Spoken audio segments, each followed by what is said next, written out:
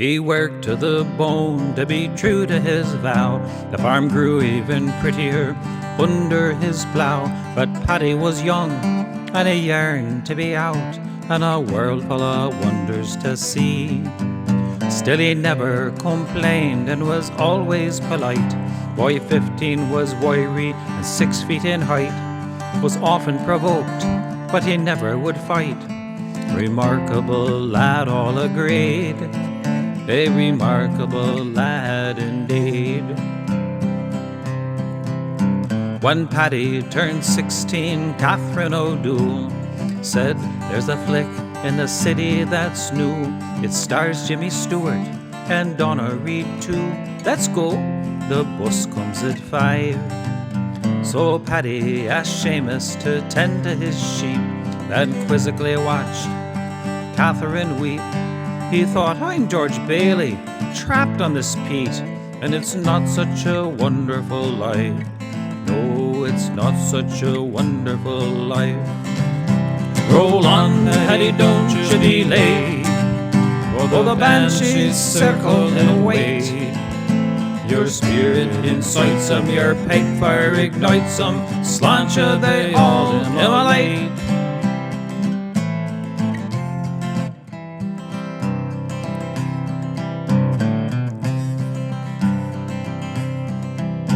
On a midday while Paddy was fixing his churn, a sport on a motorbike passed at full burn. A tad too exuberant, he missed a right turn, and into the brambles he flew. Paddy ran over to see to the gent. I'm fine, lad, but my bike is quite bent. I've got 7 others. Are you good with the dent? I think she'd mean more to you, and clearly she'd be better off too. Paddy demurred, but the man didn't balk. Tut tut! Now, what direction is Cork? Paddy laughed. Sir, that's a mighty long walk. It's Lawrence, he said. Farewell. Paddy gazed with amazement as Lawrence marched off, a soldier's pace and a jovial doff of his cap as the sun on the bike lit soft. The initials T and L, said Paddy. Well, lordy, mysterious hell. As it cleaned off the dirt, Paddy startled in wonder. Was a Bruff Superior SS100, a Rolls-Royce of motorbikes, pulsating thunder, a favour perchance from a ghost, guaranteed by its maker to conquer the ton. To ride this bike was to be shot from a gun. Paddy'd had a toy Bruff SS since he was young. Dad ordered it new through the post. 'Twas the keepsake that Paddy loved most. Roll on, Paddy, don't you be late, while the banshees circle and wait. Your spirit incites them, your Pegfire ignites them, sláinte they all immolate.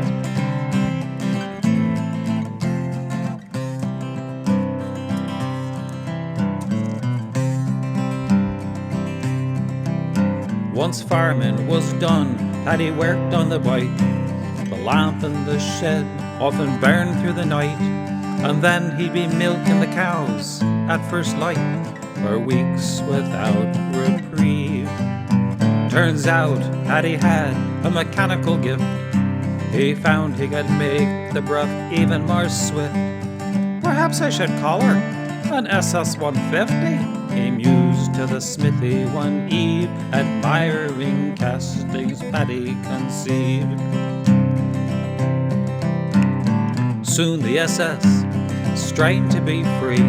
Paddy got her as perfect could be. He fired her up, scared rooks from a tree. Then she settled into a low growl. Paddy took to the farm roads, cautious at first, then spared the bike faster and faster. He burst through the village at 80.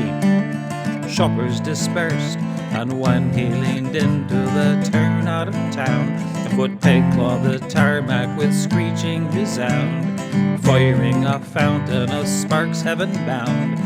Paddy never slowed down.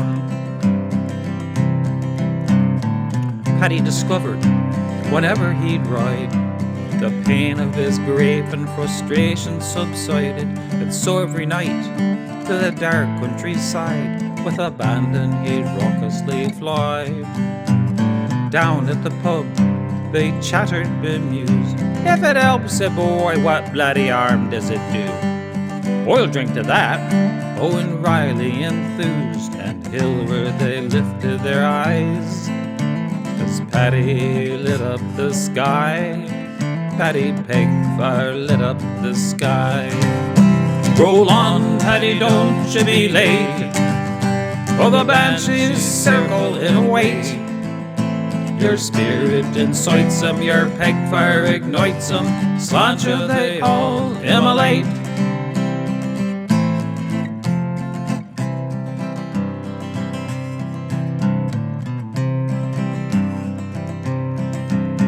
The seasons revolved, summer to spring, and the villagers noticed the strangest thing. People stopped dying, no death tolls did ring. Folks remained when all signs said depart. Colin's weak heart pounded suddenly bolder. Kay felt the cancer losing its hold on her. Sean was just old, but he kept getting older. And Finn in a coma awoke with a start and fancied a game of darts. A wee bit peculiar, but in a good way, opined Councillor Aidan O'Shea. "'Tis a clover off our leaves, what more can you say? Let's enjoy it as long as it lasts." "Bollocks!" erupted Dingle Dan Hood, who scavenged a living and slept in the wood. "Looks got nothing to do with it. Here are the goods. The banshees are floundering at their craft, and it's Paddy who's driving 'em daft." "What blarney is this?" Michael Hanratty sighed. Said Dan, "I witnessed it with me own eyes, and for a wee point I will gladly reprise the phenomenon as it unfurled." "Oh, bless ye!"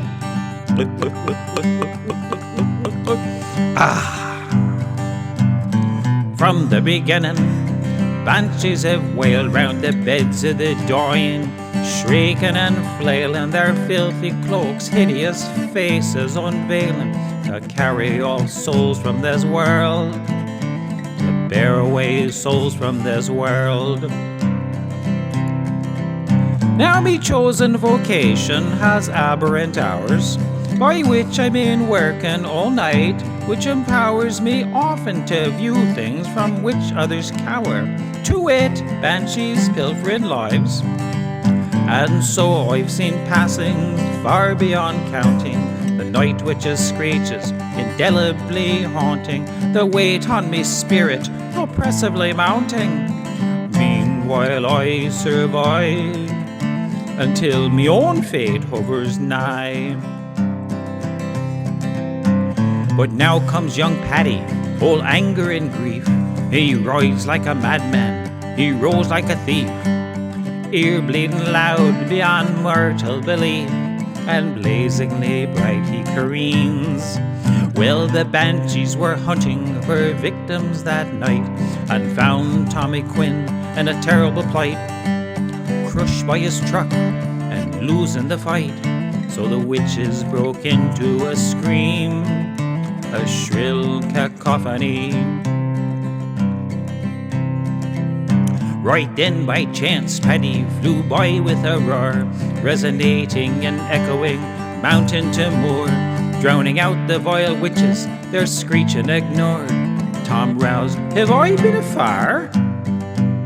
Enraged at the unprecedented disruption, the banshees went after this impudent bumpkin, diving, harassing, and trying to thump him askew. But Paddy held tight to the bars, Then he leaned in and kindled a fountain of sparks, igniting the capes of the horrified harpies, who burned to a crisp and a blazing a fire piece away, leaving ash and some oats a bit charred. And that, Dingle Dan said, is truth in a jar. I swear to it on the North Star. Roll on, Paddy, don't you be late, for the banshees circle and wait. Your spirit incites them, your Pegfire ignites them, sláinte they all immolate.